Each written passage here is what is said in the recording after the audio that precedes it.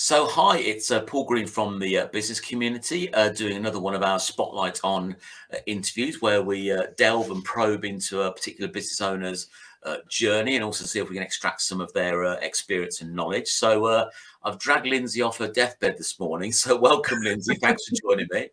You're very welcome. So we've got a sexy voice today. So what more can we ask for? So before I dive in, what could you want to introduce yourself and let people know who you are and what you do? Yes. Thanks, Paul. Thanks for inviting me today.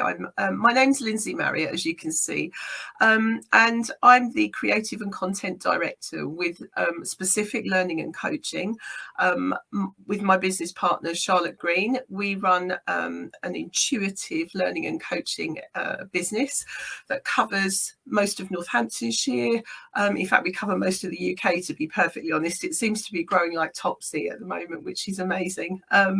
And we've been, the business has been around since 2019 in its current form, although I can tell you a bit about our history and backgrounds, I guess, in a bit. Yeah, absolutely. If you just want to let us know, your business journey, how you got to where you are today. Yeah, sure. I guess. Well, I was born in. No, I'm not going to take you back that far, I promise. But as a kid, I was always super interested in fashion, and that was what I really wanted to get into in some form or another. And much to my parents' disapproval, I left college and went to work for a fashion house, and from there got into high street retail and so on, all in the fashion environment, which I loved. I loved up until I was about middle years. And when I had my daughter, it just wasn't viable for me to travel all over the country with a small child. So I moved into travel retail. I was very lucky that Stansted Airport was on my doorstep and was about to open its massive, new, beautiful glass, shiny environment. And it was like 5 minutes away from where I lived. So I stayed with retail, but moved into travel retail. And there lies my story, really. So 26, 27 years later, but I moved through the travel retail environment from a frontline retail operations manager, which is essentially where I'd come from,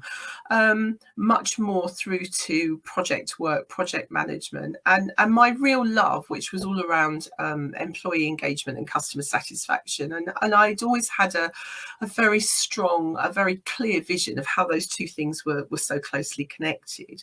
And I think one of my frustrations in a large corporate environment was that that wasn't always seen as being the case. They were two very kind of separate things. So when I left the travel retail environment, I was looking after the customer service function across the UK. I was involved in the customer service activity in Southern Europe. I spent some time out in North America working on the customer service and customer experience there for the business. So it was quite a wide-ranging role. And I earned my redundancy stripes after about 27 years in various roles, which is when I decided that customer experience was going to be my path. I set up my own consultancy, LJM Associates, and it was a relatively successful couple of years. I had some fantastic experiences with that business, but honestly, for somebody who's so passionate about customer and employee experience, working independently, working on my own, just wasn't the right thing for me to do. I needed to work with other people, but I was so conscious that I wanted to work with someone who shared my values. I'd kind of been burnt in the corporate world around, a value mismatch, and that hurts. When your values don't match the values of the business that you're working for, that's an uncomfortable place to be. Hence my kind of passion around employee engagement. And the happy accident was when I met Charlotte Green at a networking event, and we just realised almost immediately that we shared, although we had very different skills and quite a different approach in the way we approach things, we actually had the same base values. They were, you could almost mirror them. So hence we decided to shut down our independent businesses, we were both operating independently at the time, come together, and we incorporated specific learning and coaching, as I say, back in 2019, and it's been fun ever since. Excellent. So what does your partner in crime bring to the party then? What does Charlotte, how does Charlotte complement what you offer? I think Charlotte is much more. Charlotte has a much more business process oriented mind than I do. I tend to be much more intuitive, much more visionary, whereas Charlotte's much better at turning that into a process. And if you, and I think that's one of the issues I had actually when I worked independently, is that I was missing that piece of myself. And it's something that we offer to our clients now, is that kind of that opportunity to review their team's competencies and capabilities, because it wasn't until Charlotte and I joined each other that we realized that now we have two sides of the coin as opposed to just one.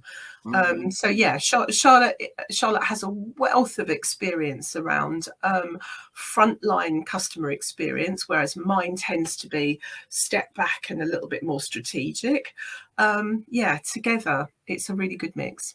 Excellent. So who would be like an ideal customer for you then, Lindsey? Who do you girls like working with the most?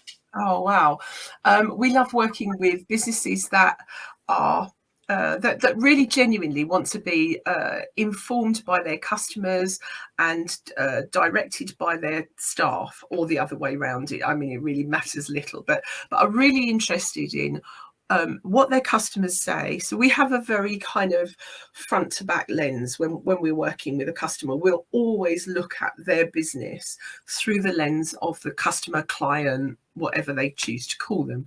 And we want to work with businesses who are genuinely interested in that, and then use their employee resource to determine how to make that better, how to make that whole customer experience better. So it's not necessarily the people who are that they just want to churn stuff out. It's more about people who are genuinely interested in improving their business from the perspective of their customer. We know that the profits improve as a result of that. We've proved that over and over and over again. Mm-hmm. And are there any particular sectors that you specialise in or you work in? We enjoy working particularly with the HR community. We know that we add value to HR businesses and HR deliverers. So whether it be an HR environment, an HR person that works within a corporate environment, or whether it be an HR business that delivers remotely, delivers HR services remotely, we know we can add a lot of value to that through employee engagement work, customer satisfaction feedback, training, coaching, etc. So one of the areas that we're working very closely with a client on at the moment is onboarding, for example. Mm-hmm. So we know that there is a big risk at that point, that first 12-week point. And there's a huge investment that goes into recruitment. So the onboarding pieces, we see that as being critical to employee engagement right at the start of their life cycle with that business. So so HR businesses, recruitment businesses, and also, Paul, businesses that have a workforce that delivers their customer experience remotely. So where you're not necessarily on site watching it happen, where you're relying on a group of people to deliver what you want to have happen, but on a remote basis. You know, how do they support those people? And that's all about remote leadership and service leadership. Yeah, because I can't remember the stats to hand, but there's some quite interesting ones out there, aren't there, about how companies perceive their customers, what they think of them, and what the reality is. And it's quite a massive gap. Yeah, it's huge.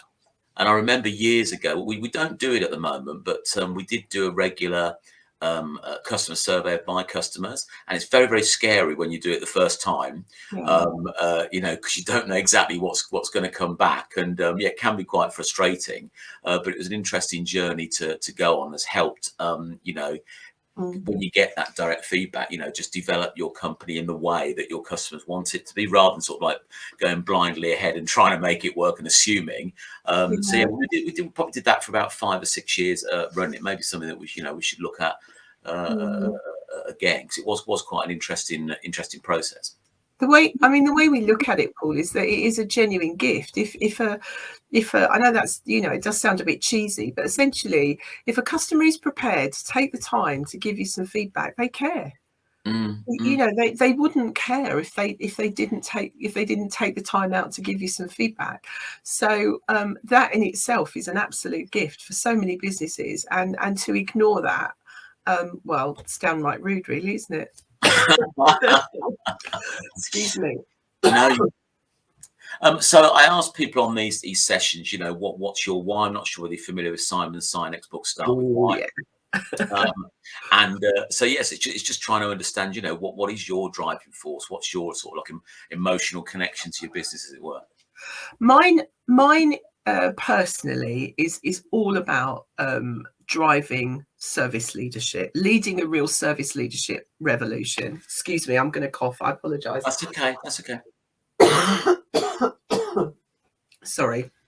And what I mean by that is service leadership takes an enormous amount of trust in yourself and trust in the team that you're leading, whether that's a team of 2 or whether it's a team of 2,000.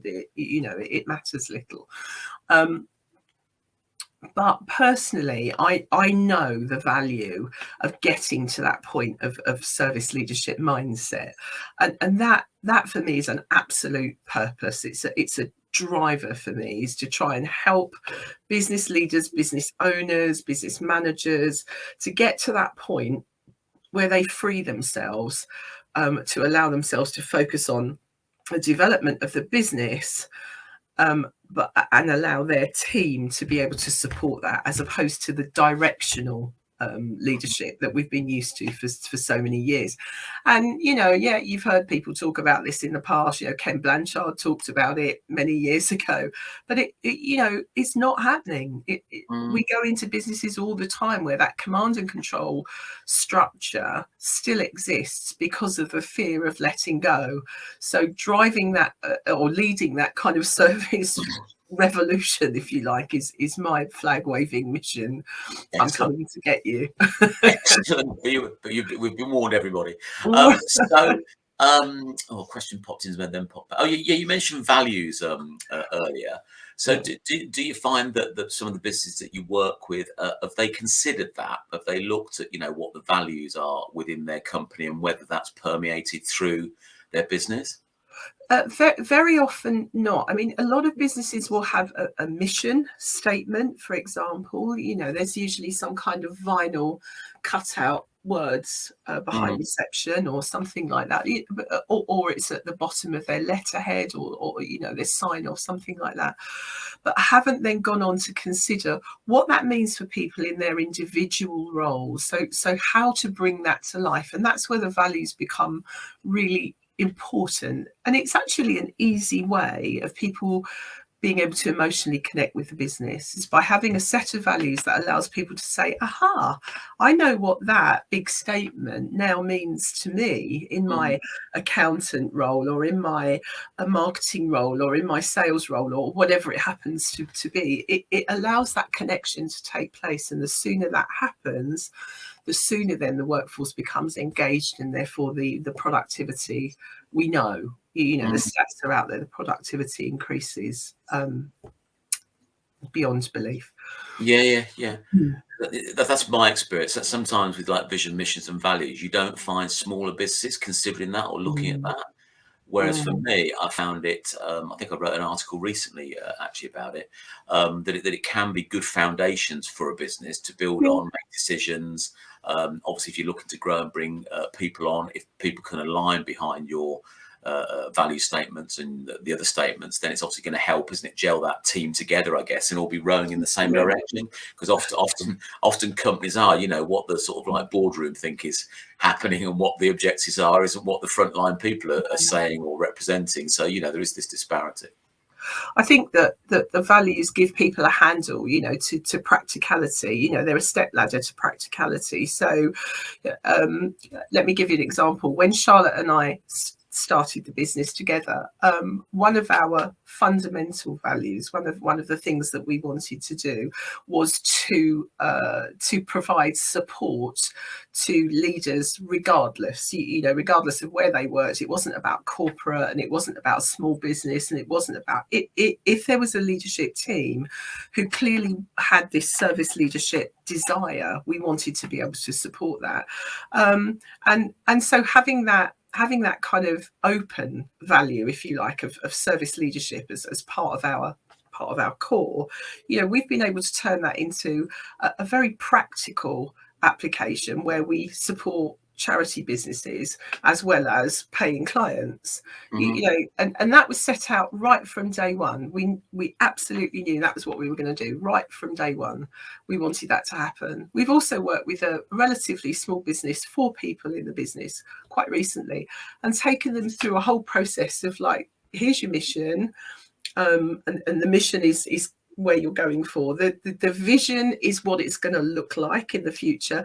Now, what are the values that underpin that? And it was a fascinating approach just for 4 people to identify what their values were and what it means for them in their personal roles within the business. And they're really clear about that now. They're very aligned behind their mission and vision. They know what's going on. They know what their part is in it. Boom, they're off. It's not difficult, but lots of businesses forget that bit. Yeah, I think they do. So how do you engage with someone's interested in your services? How do they start off with you? What does that look like? Well, we use what we call the specific method, Paul. We're quite structured about what we do. Although I started off by saying we run a very intuitive agency, and we do, but the structure within that is really important to us. So we would always start with we use a method called DEEM. DEEM. D being all about the discover part of what we do. We'd never accept something from a client or a request from a client without doing some content discovery around that first. We don't have anything off the shelf. That's why we're called specific. Our principal content, of course, is there. Of course it is. That's our background and our history. But we will always look to adjust that to fit the needs of the particular business. So the discovery aspect is really important to us. That might be through surveys. It might be through focus groups. It might be through one-to-one meetings. There's a whole number of ways that we'll discover. But, believe me, we are curious. We can be disruptive, but not in a rebellious or critical way. We're your kind of disruptive friend, if you like, that will turn up things that you might go, that's interesting, I didn't realise that. But the purpose is to uncover solutions which really, really fit. So that's where we would start. From there, we move on to envisioning. So what we would want to do is create a vision of future state for the business. And that might be as simple as currently our team are struggling with managing their workload. So it might be in one particular area, or it might be in a much wider area, such as, we've just been taken over and we need to affect a culture change. So it doesn't, the subject matter doesn't matter. The process is that we would provide some kind of visioning for the business, so that they can see what it could look like in the future.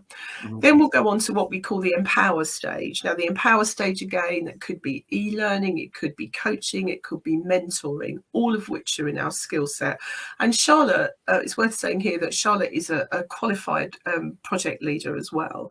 So if the piece of work tends to be a longer piece of work, it's great to have that skill in the business too. And then finally, we move on to measure.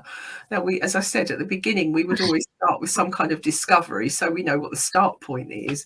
But at the end point, it's important to have a measurement. So there's a clear return on investment. We know what people have spent on their change program, whatever that happens to be, training, development, whatever it is.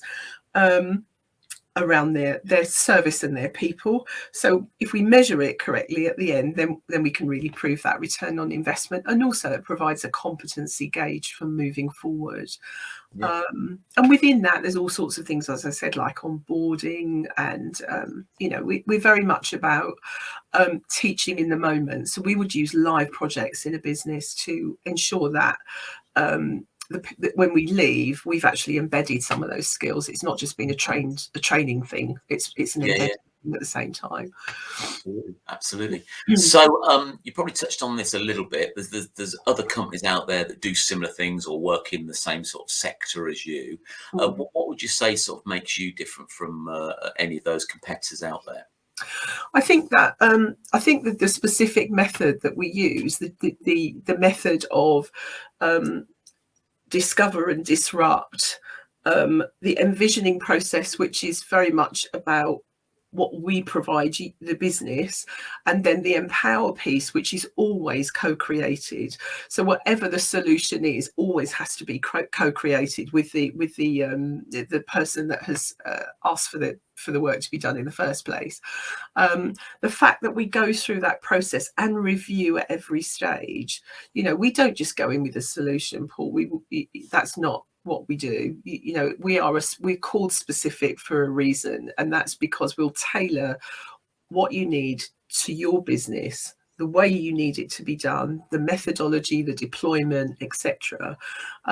Because we want to be able to walk away knowing that we've done the right thing for you.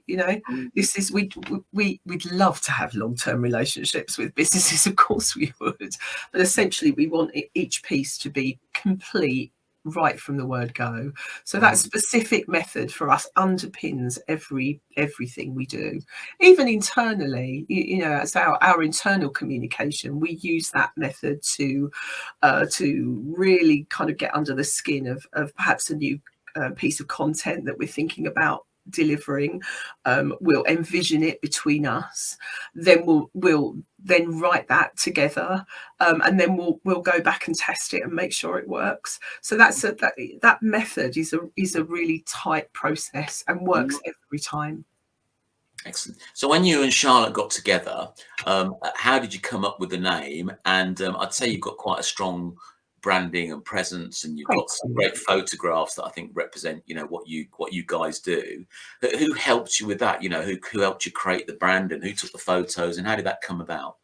Well, the branding initially was created by the amazing Trudy Avery, who everyone knows as Logo Lady, but she's so much more than that. She's just so much more than that. I mean, Charlotte and I came up with a brand name because we wanted something that was very, very specific, and we were working around it. We kept working around it and saying, what's specific? What exemplifies specific? And in the end, we went, well, let's just stick with it. Yeah, call it what it is. Yeah, exactly. Yes, it is what it says it is. And when we took it to Trudy and we took our thinking behind it to Trudy, she was able to create not just the branding, but a whole range of icons which represented. You'll see some of them behind me actually, which represented some of the things that we believe in. As far as the photographs are concerned, it was the amazing Jane Russell that did our photographs for us. And the reason that we asked Jane to do it was because she got it. She got the fact that we're not formal, that we're not, yes, we have a very specific process that we use, but we're not in any way formal. We really want to be part of the business while we're working with you. And I think she really understood that. She really got that. And I think the essence comes through in those photographs. We genuinely enjoy working together. So yeah, it does come through. That's why I thought I'd bring it up, because it is. I think it does help distinguish you out as well. Oh, thank you. So obviously, COVID has been the biggest thing that sort of set back most businesses and been the biggest challenge that most businesses have had to face. Outside of that, what would you say over your business journey has been the most difficult thing for you? I think getting over a corporate-itis. Right. We both had a severe dose of corporate-itis when we came out of that world. And although we both had an independent consultancy business prior to coming together, we still excuse me, we still hadn't particularly got over that. I think we still had a bit of a rod shoved up our backs in some respects. And to get over that, I think we've had to put ourselves out there and be a bit risky, and ask for help and kind of lay your authenticity on the line a little bit, which is scary. You know, it can be very, very scary for when you've always had a group of people around you who will do stuff for you and who will blow smoke when you need it and so on and so forth, to suddenly be on your own and try and identify your own identity personally and as a business. That's been a challenge for us. And you know, don't get me wrong, we've made some horrible mistakes. You know, we've had some really difficult meetings with people where we've come out with our head in our hands, like that monkey emoji, you know, where I think we've all been there, Lindsey. Yeah, where you think, oh God, that didn't go the way we wanted it at all. For goodness sake, you know, this is not us. And so finding our line, if you like, has been probably been the biggest challenge for us, because we're both quite strong characters as well. You probably noticed that. I wouldn't mess with either of you, Lindsey. But actually COVID in a way helped us to do that, because it allowed us to step back a bit and review. So yeah, does that make sense? I don't know whether that makes sense to you, but that makes sense to me. Yeah. So you've kindly agreed to share some of your knowledge. I mean, I'm lucky that I get both you and Charlotte contributing to the Business Bulletin magazine with some great articles. I do appreciate that. And you know, that helps the positive feedback we get about that little project. But you're going to sort of like do a few minutes on your area of expertise. So what I'll do is I'll put you in solo mode like that, and the floor is yours, Lindsey. Thank you very much. Well, I think the thing that is probably closest to my heart in terms of everything we do is the aspect of employee engagement, and some people might have heard me talk about this recently. I talk about it a lot, but I believe that employee engagement is the real turnkey to improving business performance, to identifying the needs in the business, and to developing the customer experience. And ultimately that's what we're there to do. If we can develop that, happy. And there are 4 key elements to that as far as I can see. Paul has kindly touched on one of them already, which is that strategic vision. And I don't just mean having, as I said, the statement up behind reception or on the bottom of your emails or whatever it is. I mean, turning that into a living, breathing thing. You know, what is that strategic vision? How do you communicate it to your people within the business, and how do they turn that into something that means something to them in their particular role? That it's got to be a pulsating thing throughout the business, not just a cold statement. So I think that's the first thing to consider in terms of improving employee engagement. The second thing is, if you have leaders within your business, or if you are the only leader in your business, is then kind of turning the camera back on yourself and thinking, how engaging am I, or how engaging are those leaders within my business with the team? How often are they walking the walk? How often are they talking about the values within the business? How often are they role modeling them? Is there a sense of are they being valued on performance and output, or just visibility in the office? You know, where's the balance there? How engaging are the leadership team or yourself as a sole leader? And then thirdly is, how do you listen to your employee voice? Now, when I first started in retail 300 years ago, you know, there was a box in the staff room where you used to put your suggestions. They were interesting from time to time, but essentially, you know, setting up a process which is regular, which has consistency, and therefore develops trust amongst your team, is critically important. And there's 2 things around developing that trust. Is, first of all, make sure it is consistent, that you do it regularly. But secondly, do what you say you're going to do. and that's the fourth thing. Take some action as a result of that employee voice. Listen to what they're saying and think about how you can align that to the success of your business. So that business integrity is the fourth part of employee engagement.